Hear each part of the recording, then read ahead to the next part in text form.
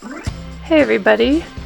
Today you get a 2-for-1 special. We are making an assortment of Thanksgiving cookies. First up we have the pumpkin. A classical traditional pumpkin is one we all know and love that is contributed to both Halloween and Thanksgiving. Because we want to be able to see those ridges, we're going to do this in 2 parts in between letting each one dry. Starting with the middle because that one's the most defined shape, and working our way outwards. And then once we have a nice little crust on the top, we can go ahead and do the stem and the little vines that come off. And this is where you can get creative and do however you please.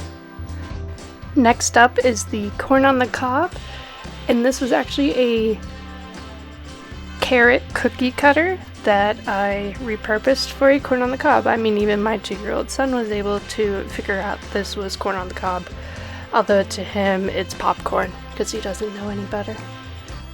So this one I hodgepodged all of the various colors together to come together and make a very colorful piece. First up is the cherry pie of the pie categories. This one you get to use your little bit of imagination. You want a thicker icing for that brown and for the cherries. So that means more powdered sugar. And you just keep going and use your imagination.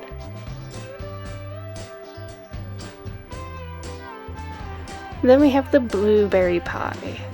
Again, starting out the same, and then filling in with all of the blueberries. When they are touching, you're going to want to let them dry in between each one until there's a nice little crust on the top. And you do want thicker icing again for here as well. Use your imaginations. Looks as good as a pie. Last up is the sunflower. You can see right away that I went ahead and did lines to imitate the stems, or the leaves rather. And then you go in with the black and fill that in. And then you use your brush to kind of add that texture. Then for the gluten-free cookies, first up we have the Happy Thanksgiving cookie. You're going to go in with your white icing. Fill that bad boy in. Once you have a nice little crust on the top of it, but not too dry, otherwise you will get fading.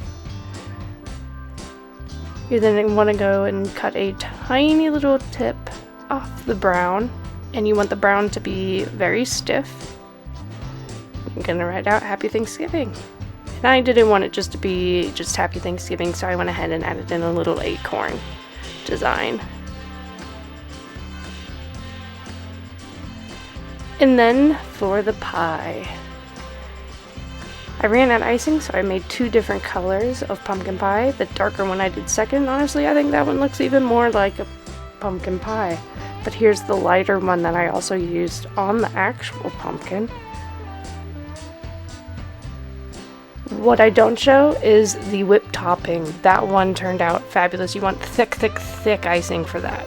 So let me know which of these cookies was your favorite. Comment down below. If you haven't already, please subscribe and hit that little bell so you get a notification every time I drop a new video. And as always, be super today and happy Thanksgiving.